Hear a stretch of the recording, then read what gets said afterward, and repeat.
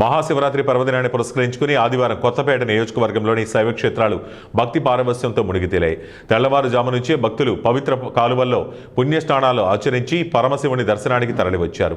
నియోజకవర్గ వ్యాప్తంగా ప్రతి అడుగున శివనామస్మరణ మారుమ్రోగడంతో ఆధ్యాత్మిక వాతావరణం ఉట్టిపడింది. ముఖ్యంగా ప్రసిద్ధిగాంచిన స్వయంభూ క్షేత్రం కొత్తపేట మండల పరిధిలోని శ్రీ ఉమా కొప్పేశ్వర స్వామి ఆలయం భక్తులతో కిక్కిరిసింది. స్వామివారికి అర్చకులు శాస్త్రోక్తంగా పంచామృతాలతో విశేష అభిషేకాలు, అలంకరణలు నిర్వహించారు. వేలాదిగా తరలివచ్చిన భక్తులు సుదీర్ఘంగా క్యూలైన్లలో వేచి ఉండి స్వామివారిని దర్శించుకుని మొక్కులు చెల్లించారు.